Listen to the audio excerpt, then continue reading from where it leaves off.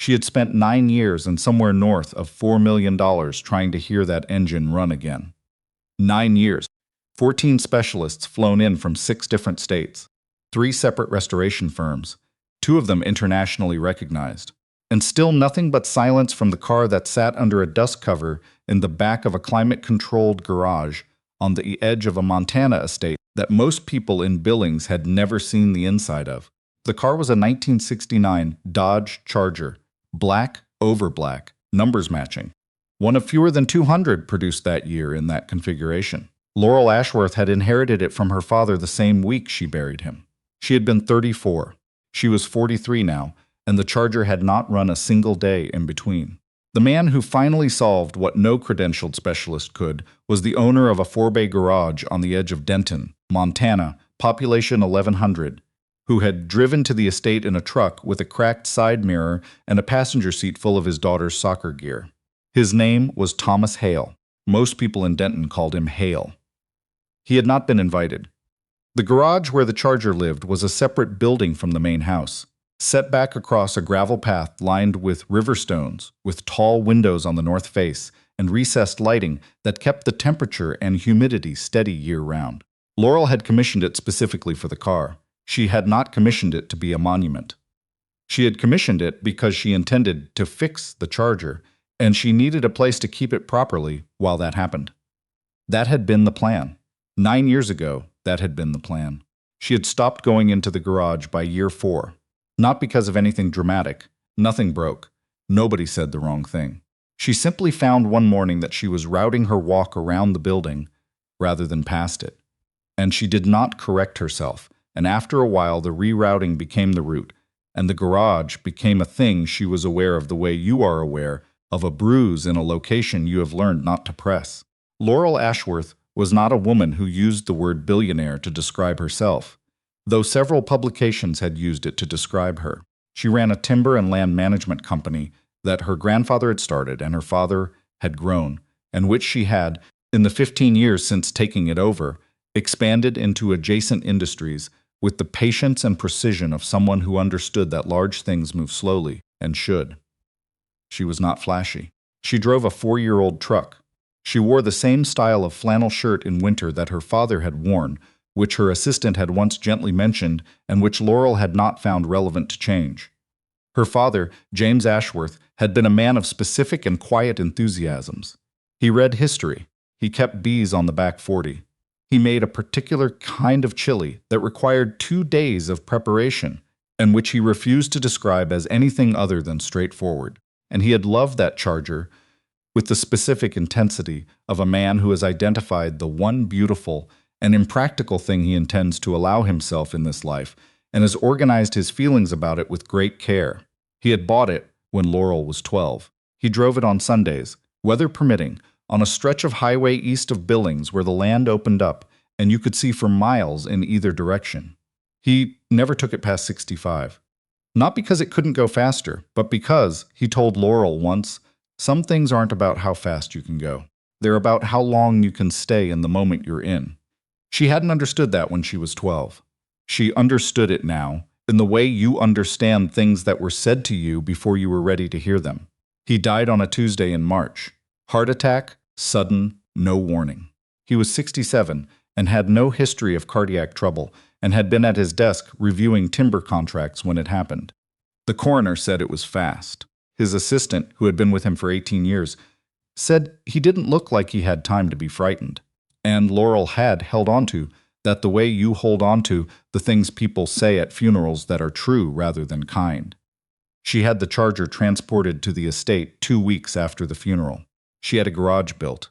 She had called the first restoration firm before the garage was finished, because doing something felt better than doing nothing, and because she had made her father a private promise in the parking lot of the funeral home, standing next to her truck in the cold, that she was going to fix it and drive it and hear the engine he loved running again. The first team came from Denver. They were good, certified, experienced. They had restored 3 other Chargers from the same era and came with photographs. They spent a week. The problem, they said, was electrical. The car had been modified at some point in the 1980s by a previous owner, aftermarket ignition components grafted onto the factory system in a way that had degraded unevenly over decades. The factory wiring was sound. The modifications were the issue. They could not isolate where specifically. They left a report. Laurel read it carefully and hired another firm. Over the next 7 years, 10 separate specialists attempted the Charger. Some were clearly in over their heads. 2 were genuinely talented, and came close enough that Laurel let herself feel something adjacent to hope before the feeling was taken back. The closest was a man named Kowalski from a shop in Chicago who had restored muscle cars for 40 years and who spent 3 weeks on the Charger, and at the end of the 3rd week, sat down in the garage chair and looked at Laurel with the expression of someone delivering a medical diagnosis. "The problem is in the integration," he said, "where the aftermarket system meets the factory ignition. There is a fault somewhere in that handshake, but it's not presenting like a normal fault. It's presenting like nothing, which means the diagnostic tools keep coming up clean because they're reading the factory system correctly. They're not reading the modification because nobody knew to tell them to look for it." "What does that mean practically?" Laurel asked. "It means somebody would need to know what modification was made specifically in order to know where to look, and whoever made it is 30 years gone." She paid him and called another firm, and then another. And then in the 9th year, a recommendation came from a contact she trusted, and a 14th specialist arrived in a van with a company logo and a formal proposal and credentials that were, on paper, extraordinary. He was with the car for 11 days. On the 12th morning, he called Laurel from inside the garage, and she could tell by the quality of the silence before he spoke what he was going to say. "I can't find it," he said. "I've eliminated every conventional possibility. The fault exists. I can see its effects on the system. But its origin is somewhere I can't access with the tools available to me. I'm sorry. I don't say that often." She believed him. She thanked him and walked him out to his van and waited until it turned onto the main road before going back inside the garage. She stood beside the Charger for a long time. The afternoon light came through the north windows and lay across the dust cover in long rectangles. Somewhere outside, a meadowlark was doing what meadowlarks do in Montana in early September, which is fill the air with sound that has nothing to do with anything you're carrying.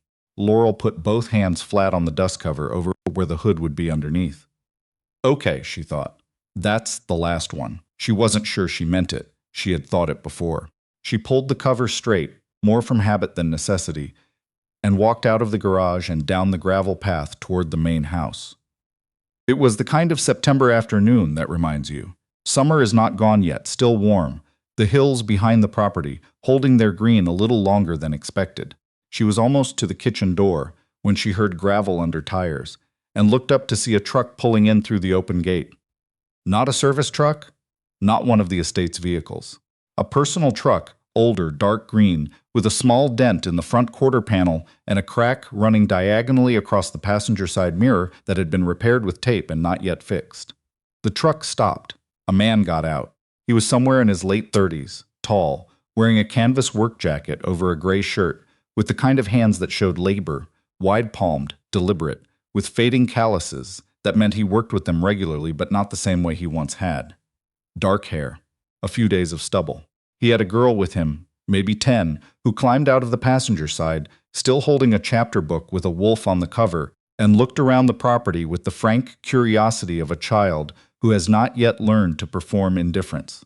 Laurel did not recognize either of them. "Can I help you?" she said. It was not quite a question. The man looked at her, not uncomfortable, not apologetic. He had the steadiness of someone who had decided something before he arrived. "My name is Thomas Hale," he said. "I run a shop in Denton. I heard you've been trying to fix a 1969 Charger." She looked at him. "Who told you that?" "Earl Brandt, at the auto supply in town. He said you'd been ordering parts for years. He said nobody had been able to fix it." Earl Brandt was 71 and had run the only auto supply in a 40-mile radius for as long as Laurel could remember. He was not a gossipy man. He was a useful man. She considered this. "You drove 40 minutes to tell me you heard about my car," she said. "I drove 40 minutes to ask if I could look at it," Hale said. "If you'd rather not, that's completely fine. I'll drive back." The girl, who had been examining a hawk feather she'd found near the gatepost, looked up. He almost didn't come, she said, with the casual accuracy of a child reporting a fact. He talked about it for 3 days, and then he just got up this morning and said, "Get in the truck." Hale looked at her with an expression that communicated several things simultaneously, most of them patience. "Maggie," he said. "It's true," she said, and went back to the feather. Laurel looked at this man standing in her driveway in a canvas jacket with his daughter, citing his own hesitation against him. She had spent 9 years and everything she had trying to fix this car. The last specialist had left 6 hours ago. She was tired in a way that went past the body into something structural. She said, "The garage is around the back." She told herself it was nothing, a courtesy. The mechanical equivalent of offering a cup of coffee to someone who had driven 40 minutes. She told herself she had agreed because she was depleted enough that refusing felt like a larger effort than allowing, and because there was no harm in a man looking at a car for 20 minutes before driving home. She did not entirely believe any of this. Hale walked around the Charger twice before he said anything, not the way the specialists had walked around it, with clipboards and tablets and the professional energy of men performing expertise. He walked around it the way someone walks around something they are trying to understand, slowly, hands in his pockets, stopping occasionally at no particular point that Laurel could identify. Maggie had installed herself on the wooden stool in the corner with her book and appeared to be reading, though Laurel noticed she glanced up at her father twice in the first 5 minutes. "What year did the previous owner do the modifications?" Hale said. Laurel had found records. A partial service history from a shop in Bozeman, dated 1987. She told him. He nodded, still looking at the car. "Aftermarket ignition system," he said. "Not a question. That's what every team has said. They can't find where the fault is."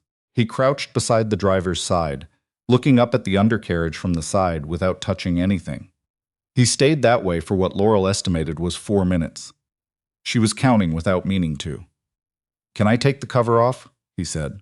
She moved to help, and he said it's okay, and lifted the cover himself, folding it back in sections with the careful economy of someone who respects other people's things without being asked to. The Charger underneath was the color of something that had decided on itself completely, black that went deep rather than just dark, with the white interior visible through the driver's window, aged now to a warm cream that was not the original shade, but had become its own right thing. Hale stood and looked at it. From the corner, without looking up from her book, Maggie said, "Is it pretty?" "Yes," Hale said. She nodded, the satisfied nod of someone filing information. "Okay." He spent another 20 minutes looking without touching. Then he looked at Laurel. "I think I know what it is," he said, "but I want to go home and look at some records I have before I say it out loud. Because if I'm wrong, I'd rather be wrong quietly." Laurel studied him. "You have records on this specific modification." There was a pause, the particular pause of someone sorting out how much to say and in what order. "I've seen this before," he said, "a long time ago. In a different context, I want to confirm it before I say more." She looked at him for a moment. The light in the garage had shifted, coming lower through the north windows. Maggie had fallen asleep on the stool with her book open in her lap, which seemed to require no particular positioning effort, the sleep of a child accustomed to waiting in garages.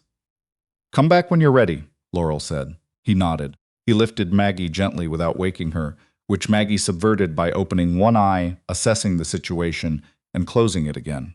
He settled her against his shoulder and picked up her book from the floor with his other hand, and carried both out to the truck with the practiced ease of a man who had done this particular maneuver many times. Laurel stood in the garage doorway and watched the truck pull out. She went inside. She ate dinner standing at the counter. She did not sleep especially well. He came back the next morning at 7. Maggie was with him again, this time with a backpack and a look of someone prepared for duration. She went directly to the stool in the corner, took out a spiral notebook, and began something that appeared to be homework. She had traded the chapter book for a math worksheet, and was attacking it with the focused seriousness of a person who considers arithmetic a reasonable way to start a morning. Hale set a binder on the workbench. Old, the kind with a cracked spine that meant it had been opened and closed many times over many years. He looked at Laurel. "I need to tell you something before I start," he said. She waited. "I used to work for an engineering firm in Detroit." He kept his voice even. The way people keep voices, even when they are saying things they have thought about how to say. We did drive, train, and electrical development work for domestic manufacturers. In the early 90s, I was on a project that involved aftermarket integration systems for muscle car restorations. Performance shops were buying our components and installing them without always following the integration protocol. He opened the binder to a page with a hand-drawn schematic that was faded at the edges.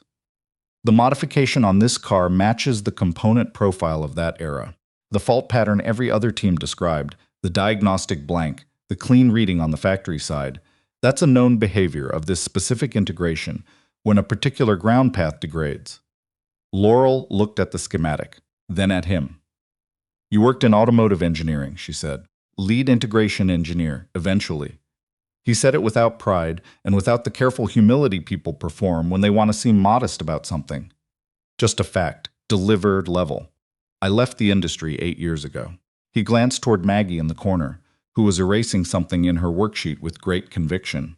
When my wife died, I needed to be somewhere smaller, somewhere I could be home by a specific time. The garage held that sentence.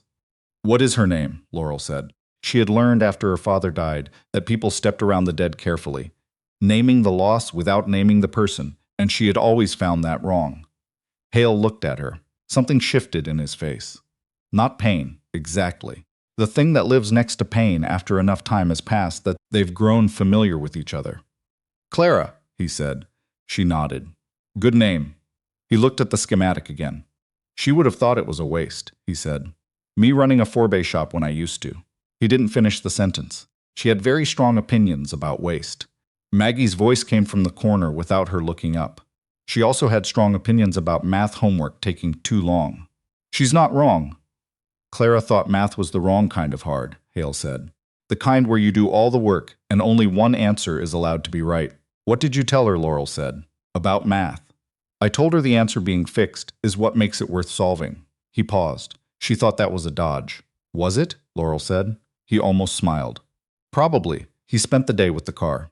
Not the brisk performance of the specialists who moved with the energy of people demonstrating their expertise.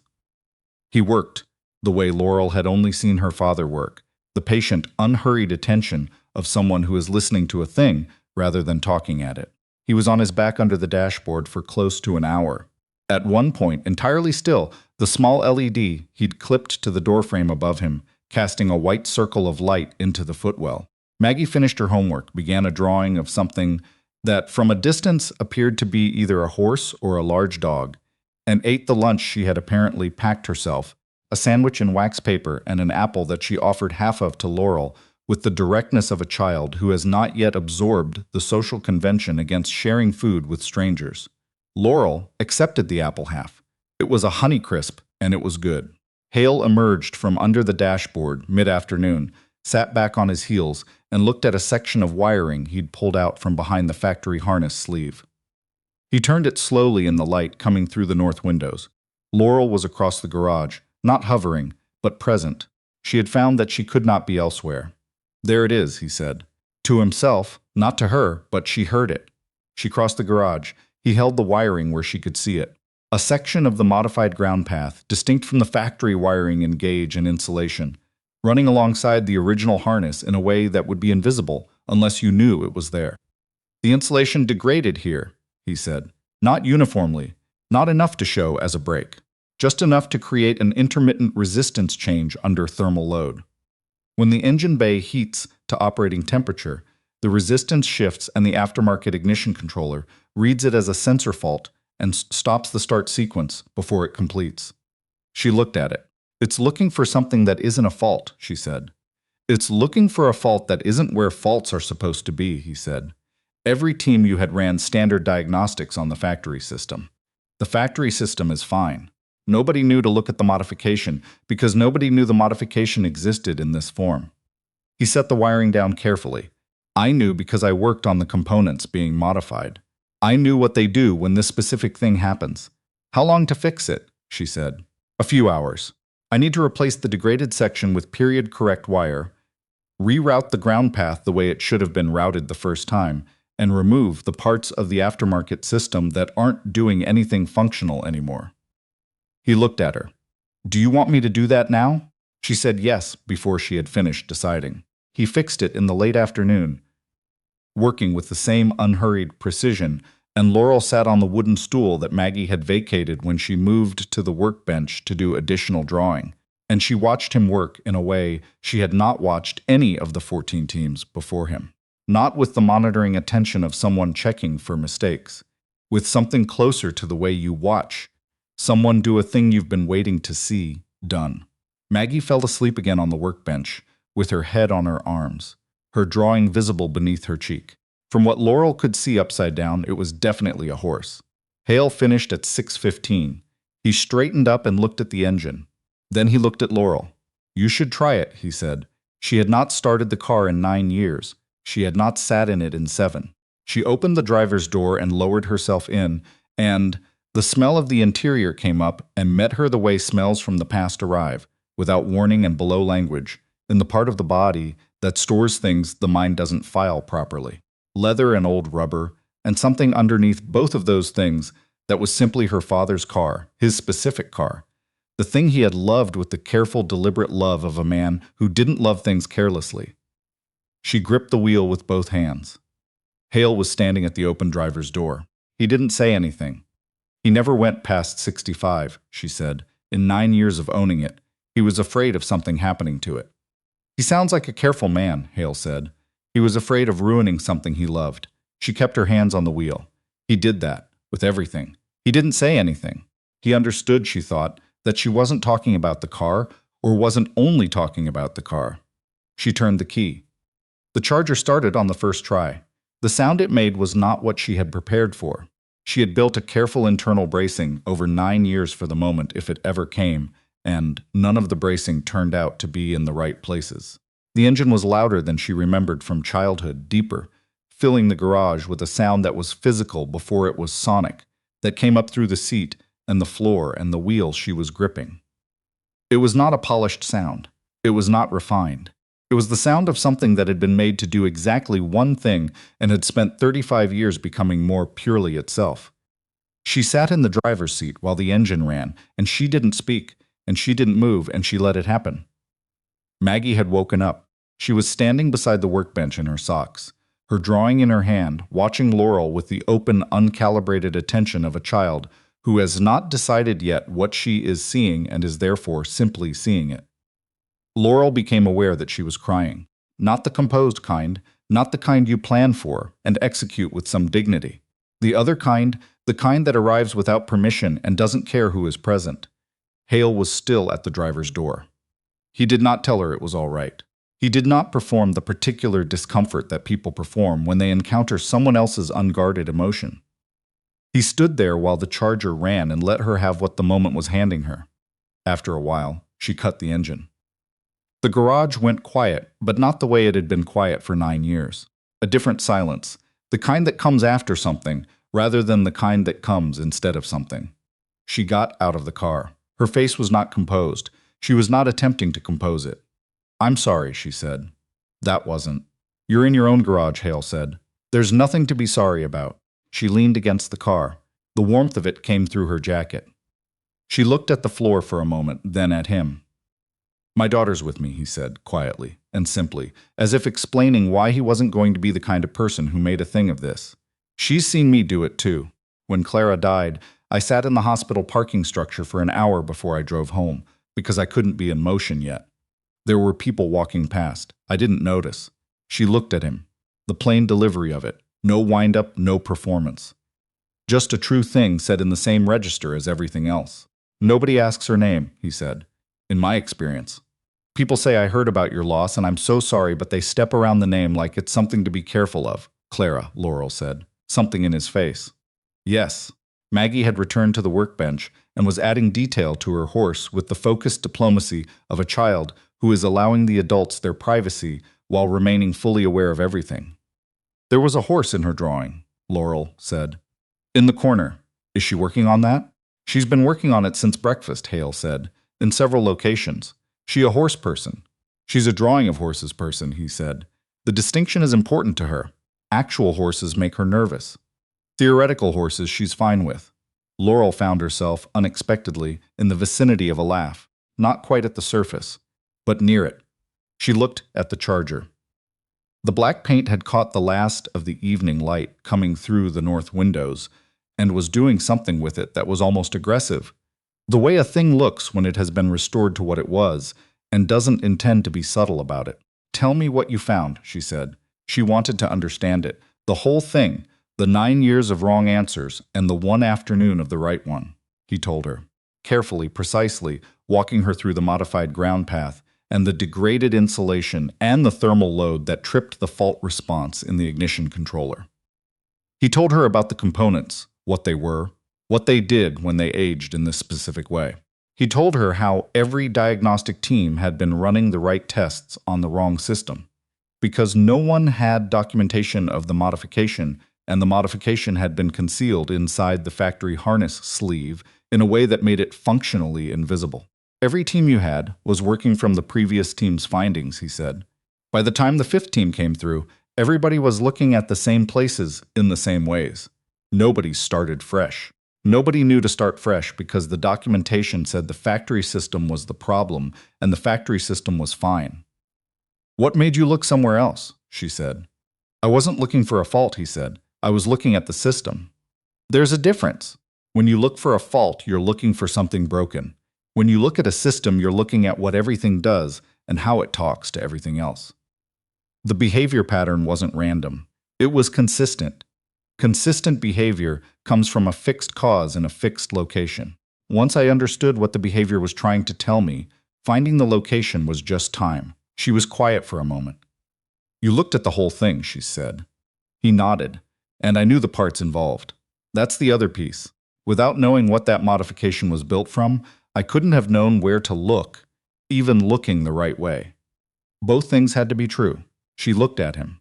A man in a canvas jacket in her garage in Montana, 6 hours from the city where he used to build the systems that had just defeated 14 specialists over 9 years. Running a 4-bay shop in a town of 1,100 because his daughter needed him to be somewhere small. "What is the shop called?" she said. "Hale's," he said. He said it without apology or irony. She nodded. There was something right about that. The light had gone fully to evening now. Maggie materialized beside her father and looked up at Laurel with dark eyes and the horse drawing held in front of her. "It's finished," she said. "The horse." Laurel looked at it. It was careful and specific, the horse in mid-stride, one foreleg extended, the mane detailed. Not a childish drawing. A drawing made by someone who had looked at something real before drawing it. "You're good at this," Laurel said. "I look at pictures first," Maggie said. "A lot of pictures. Then I try to draw what's true about the thing, not what I think it's supposed to look like." Hale was looking at his daughter with the expression parents have when a child says a thing that is larger than the child knows. "That's a good way to do most things," Laurel said. Maggie considered this. Then she said, "Are we coming back?" "Maggie," Hale said. She looked at her father. "I want to know if we're coming back." She looked at Laurel. "Can we?" Laurel thought about 9 years and a dust cover, and the silence that had pressed against her chest every time she came close to this building. And she thought about an engine that was no longer silent. And she thought about a man who had looked at the whole thing instead of the broken part, and a girl who drew what was true rather than what she thought a thing was supposed to look like. "Yes," she said. "You can come back." Maggie nodded with the practicality of a conclusion being filed. "Good." She went back to the workbench and began putting her things into her backpack with the efficient movements of someone following a routine. Hale looked at Laurel. He had the expression of a person who had not expected this specific afternoon and was still calibrating to it. "Thank you," Laurel said. She said it simply, without the ceremony she had given the 14 specialists. She had thanked all of them with carefully formal language, and they had all thanked her back, and it had meant what professional courtesy means, which is the right thing said in the right register, meaning something smaller than the words. This was not that. "You're welcome," he said. Same quality. She walked them to the truck in the low evening light. The sky above the hills was the particular shade of September dark blue that lasts about 15 minutes before it goes black, the kind that makes the property look like something from 100 years ago. Maggie climbed in and immediately found her chapter book and opened it to a page she had marked with what appeared to be a gas station receipt. Hale opened the driver's door and paused. "You should drive it," he said. "Not around the property. Actually drive it." He looked at the garage behind her. He would have wanted that, to know you drove it. She didn't answer immediately. The sentence landed somewhere specific, and she needed a moment before she could look at him directly again. I know, she said. Not yet, but I know. He got in. She stood on the gravel and watched the truck move down the drive and through the gate and out onto the road, the taillights going small in the distance. She went back into the garage. She put her hands flat on the hood of the Charger and stood there a while, feeling the warmth still in the metal from the engine that had finally, after 9 years, decided to remember what it was made for. The meadowlark was still at it somewhere in the dark. She stayed until the hood cooled beneath her hands, and then she turned off the garage lights and walked back to the house along the gravel path she had rerouted herself around for 5 years. She walked it straight, directly past the garage the way it was supposed to go. She didn't go around.